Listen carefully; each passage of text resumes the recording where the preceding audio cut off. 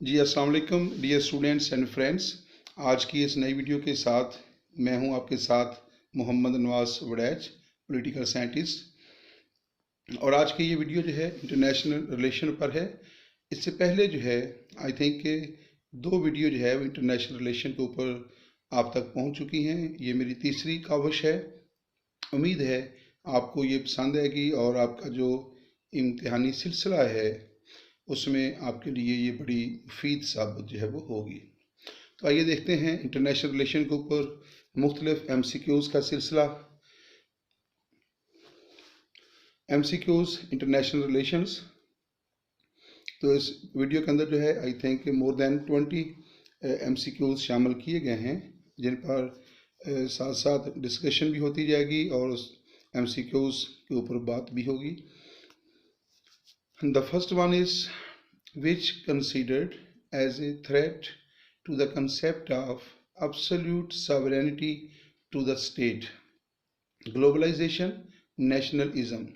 दोबारा देखिए, which is considered as a threat to the concept of absolute sovereignty to the state। सवाल यह है कि रियासत जो कि सावरन होती है और अब्सोल्यूट सावरन होती है, वो अपनी मर्जी की अपनी मंशा की खुद मालिक होती है, तो उसकी जो सावरन पोजीशन है उसको सबसे बड़ी थ्रेट जो है इस वक्त किस चीज़ से है? ग्लोबलाइजेशन से या नेशनलिज्म से? The correct option is globalization. Globalization का जो अमल है वो जिस कदर तेज़ी के साथ बढ़ रहा है, रियासत की जो सावरन पोजीशन है वो उसके साथ साथ कमज़ोर हो रही है। तो ग्लोबलाइजेशन जो है इसने रियासत की जो सावरन पोजीशन है उसको मुतासर किया है, उसको कमज़ोर किया है। और जैसे जैसे दुनिया में अंदर ग्लोबलाइजेशन की खसूसियत जो है वो गालिब आती जा रही है, रियासत एज ए सॉवरन स्टेट वो कमज़ोर से कमज़ोर होती जा रही है।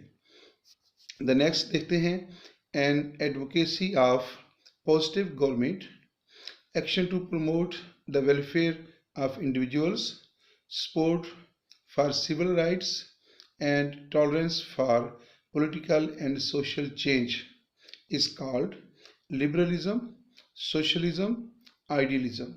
दोबारा देखिए, an advocacy of positive government action to improve the welfare of individual, support for civil rights, and tolerance for political and social change is called.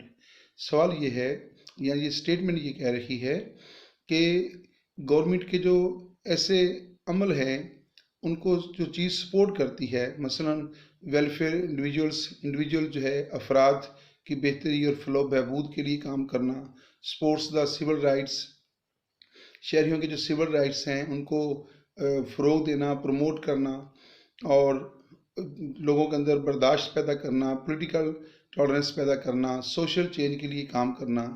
तो ये सारी चीज़ें जो हैं किस थ्योरी को जो है वो सपोर्ट करती हैं? लिबरलिज्म। या ये सारी चीज़ें किस में पाई जाती हैं? Liberalism, socialism, idealism. The correct option is liberalism. जो लिबरलिज्म है basically liberalism advocate the position of government for the action to improve the welfare of individuals. Liberalism supports for civil rights. Liberalism supports the tolerance, and liberalism also support for political and social change। तो ये सारी खसूसियात जो हैं वो liberalism की हैं। The next MCQ है, belligerent is a nation or person engaging in a peace, terrorism, war। Belligerent is a nation or person engaging in a peace, terror, war। ये है war। जंगजू जो है वो मुतहारब जंगजू या ना रवैया अख्तियार करना, जंग के लिए तसादम के लिए जो है वो उकसाना या जंग के लिए तैयार रहना, ये है बेलिजेरेंसी या बेलिजेरेंट। तो इसका ताल्लुक जो है वो जंग के साथ होता है। The individualist regarded the state as absolute authority a necessary evil. जो इंडिविजुअलिस्ट हैं वो स्टेट के बारे में क्या नज़रिया रखते हैं, क्या सोच रखते हैं कि एब्सोल्यूट अथॉरिटी है, कि रियासत जो है वो एब्सोल्यूट होती है, या रियासत ए नेसेसरी ईवल है। तो जो इंडिविजुअलिस्ट हैं वो रियासत को एक नेसेसरी ईवल का दर्जा देते हैं। वो कहते हैं कि रियासत जो है जितनी ताकतवर होगी, जितने कवानीन बनाएगी, फ़र्द की आज़ादी और फ़र्द के जो हुकूक हैं वो इतने महदूद होते जाएंगे।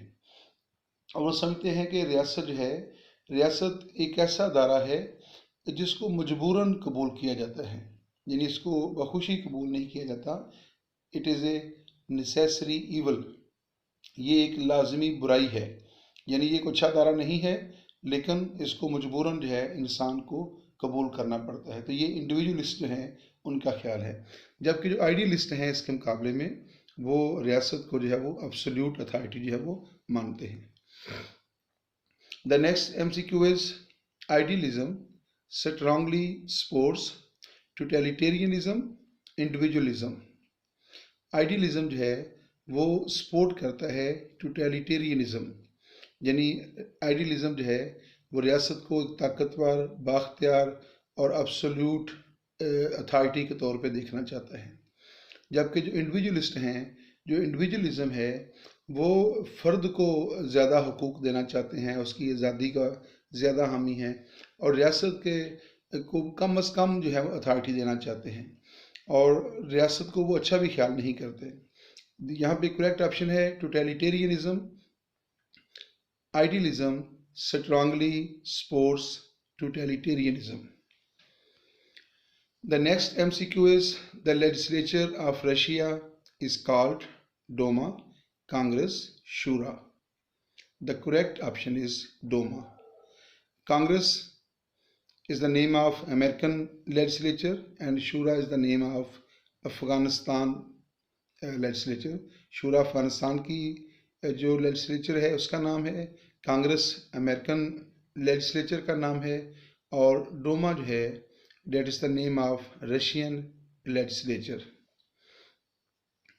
The Treaty of Westphalia was signed in 1618, 1648, 1690.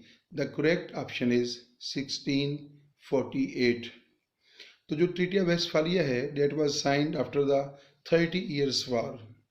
तो यूरोप के अंदर जो है 1618 से लेकर 1648 तक एक जंग लड़ी गई, और वो जंग जो है वो 30 years war कहलाती है क्योंकि वो 30 साल तक जारी रही।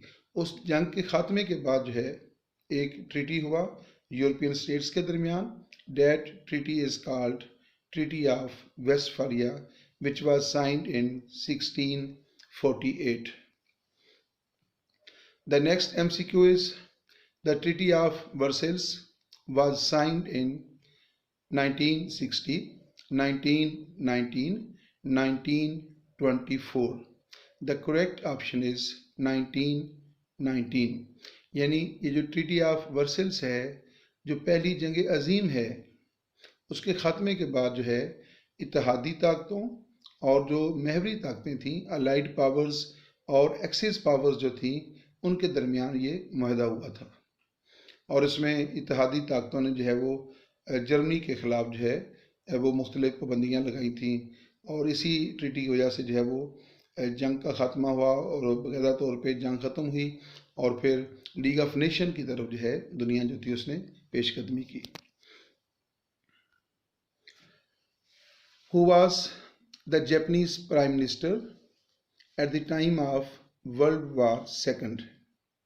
तो जब दूसरी जंग अज़ीम लड़ी गई उसमें जापान का बहुत बड़ा किरदार है, क्योंकि जापान जो है उसने अमेरिका की बंदरगाह के ऊपर जो खुदकुश हवाई हमले किए थे, और उसके बाद जंग बड़ी तेज़ हो गई थी, और उसके रद्द-ए-अमल में जो है अमेरिका ने फिर जापान के ऊपर एटम बम बरसाए, नागासाकी पर और हिरोशिमा पर। तो इस हवाले से उस वक़्त जो जापान के जो वज़ीर आज़म थे, the question is who was the Japanese prime minister at the time of world war II। Hideki Tojo शिकांग Tojo. The correct option is Hideki Tojo. तो पहला ऑप्शन जो है Hideki Tojo is the correct option. दूसरी जंग अजीम के दौरान मैं आपको बताता चलूँ कि अमेरिका के प्रेसिडेंट रूज़वेल्ट थे और बरतानिया जो है उसके जो वज़ीर आज़म थे वो विंस्टन चर्चिल थे। जबकि दूसरी जंग अजीम में जापान का भी बहुत बड़ा किरदार है और उसमें हैडकी तजौ जो थे वो जापान के वज़ीर आज़म थे। The next MCQ is who was the president of USA for just one day। बहुत दिलचस्प है कि कौन शख्स है जो अमेरिका का सिर्फ एक दिन के लिए प्रेसिडेंट रहा। Who was the president of USA for just one day? David Rice Atchison, Truman। The correct option is David Rice Atchison, who was the president of USA for just one day। David rice Aitchison. तो ये सिर्फ 24 घंटों के लिए जो है ये America के प्रेसिडेंट रहे। तो ये बहुत दिलचस्प है कि अमेरिका जैसी जो बड़ी रियासत है, ताकतवर रियासत है, और उसमें सिर्फ एक दिन का प्रेसिडेंट जो है ये तो ख्वाब लगता है। तो ये बहुत इंटरेस्टिंग है। नेक्स्ट देखते हैं who was the president of USA eight the time of creation of Pakistan. 1947 को जब पाकिस्तान का क़याम अमल में आया तो क्वेश्चन ये है कि उस वक्त अमेरिका के प्रेसिडेंट जो थे वो कौन थे। There are two options, Truman, Roosevelt. The correct option is Truman. Basically जो रूज़वेल्ट थे वो प्रेसिडेंट थे, लेकिन 1945 में जो है रूज़वेल्ट का इंतकाल हो गया और अमेरिकन आइन के मुताबिक जब सदर फौत हो जाता है या रिज़ाइन दे देता है या उसके ख़िलाफ़ इम्पीचमेंट हो जाती है और उसका मुआवजा हो जाता है और वो बरतरफ हो जाता है, या फिर किसी भी वजह से अमेरिकन जो प्रेसिडेंसी है, जो अमेरिकन सदर का ओहदा है वो खाली हो जाता है, तो फिर नए सदर के इंतखाब नहीं करवाया जाता, बल्कि जो नैब सदर होता है वो ओहदा सदारत पर फायज हो जाता है। तो ट्रूमैन जो थे ये अमेरिका के नैब सदर थे। रूज़वेल्ट के दौर में ये वाइस प्रेसिडेंट थे और जब रूज़वेल्ट का इंतकाल हुआ तो ये रूज़वेल्ट की जगह पे अमेरिका के सदर बन गए। तो जब पाकिस्तान कायम हुआ तो ये ट्रूमैन जो थे पाकिस्तान के सदर थे। डिडेंटे मीन्स ये टर्म है जो इंटरनेशनल रिलेशन के अंदर बहुत ज़्यादा इस्तेमाल होती है। Détente means a military alliance, relaxation of tension, agency of UNO। Detente means relaxation of tension। Detente means relaxation of tension। तो बेसिकली ये जो टर्म है ये आफ्टर सेकेंड वर्ल्ड वार, दूसरी जंग अजीम के बाद जब USSR और USA के दरमियान कोल्ड वार का दौर शुरू हुआ और इंतहाई ज़्यादा कशीदगी पैदा हो गई थी और दुनिया जंग के दहाने पर, एक तीसरी आलमगीर जंग के दहाने पर खड़ी हो गई थी। तो उस दौर के अंदर जो है वो जो टेंशन थी कोल्ड वार की वजह से रियासतों के दरमियान, अमेरिका और रूस के दरमियान, या फिर अमेरिकन ब्लॉक और रशियन ब्लॉक के दरमियान, या इसको नेटो और वारसा पैक्ट के दरमियान कहा जा सकता है। तो जो टेंशन थी उसको रिलीज़ करने के लिए जो इकदाम किए गए उस वक्त जो है ये टर्म जो थी वो सामने आई। डिटेंटे means relaxation of tension। The next MCQ is the headquarter of ICJ is at New York, Hague, London। The headquarter of ICJ is at, ICJ means International Court of Justice। UNO जो है उसके 6 बुनियादी इदारे हैं जिसमें से छठा बुनियादी इदारा जो है वो ICJ means international court of justice. तो जो UNO है उसके जितने भी अदारे हैं उनके हेडक्वार्टर्स अमेरिका न्यूयॉर्क में वाक़ हैं, लेकिन जो ICJ है इंटरनेशनल कोर्ट ऑफ जस्टिस जो है ये UNO का वह बुनियादी इदारा है जिसका हेड क्वार्टर जो है वो न्यूयॉर्क की बजाय हेग में कैंप किया गया है। हेग जो है वो नीदरलैंड का शहर है, यानी हॉलैंड का शहर है, और यहाँ पे जो है इंटरनेशनल कोर्ट ऑफ जस्टिस जो है उसका हेड क्वार्टर जो है वो कैंप किया गया है। Next MCQ is ASEAN is a military alliance, regional organization, a agency of UNO। The correct option is regional organization. ASEAN, Association of Southeast Asian Nations. ASEAN stands for Association of Southeast Asian Nations. तो ये क्या है? That is a regional organization. ये एक इलाकाई बैनुल-अक़वामी तंजीम है।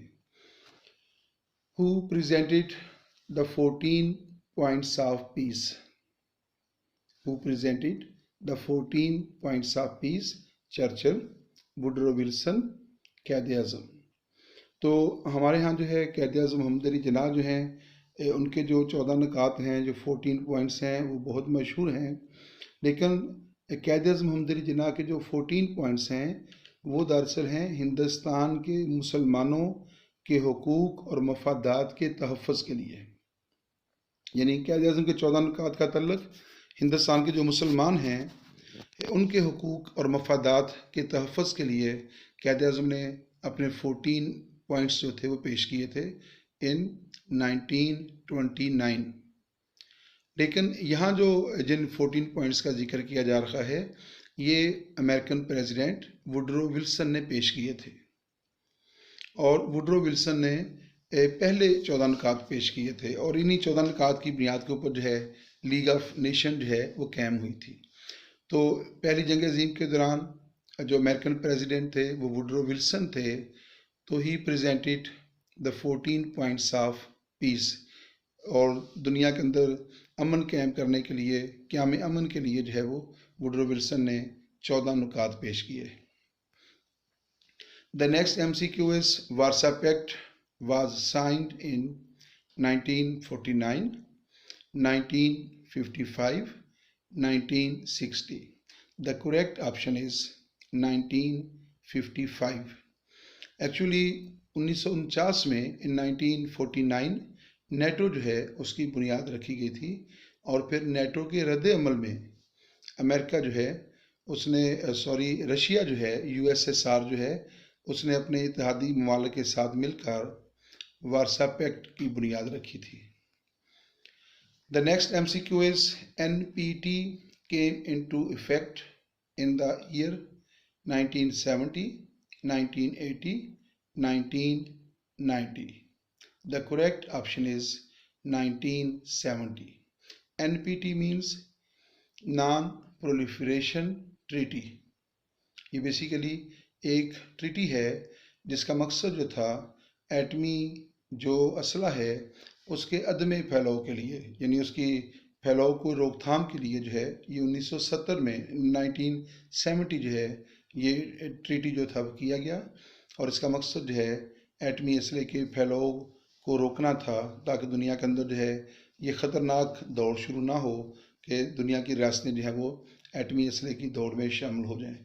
तो इसके लिए एक बाकायदा तौर पे 1970 में एक ट्रीटी किया गया, non proliferation treaty. League of nation was established after the treaty of SEATO Versailles Baghdad. The correct option is Versailles. League of nation जो है यानी पहली जंग अज़ीम के बाद लीग ऑफ नेशन का क़याम अमल में लाया गया था, और लीग ऑफ नेशन जो है established after the treaty of Versailles.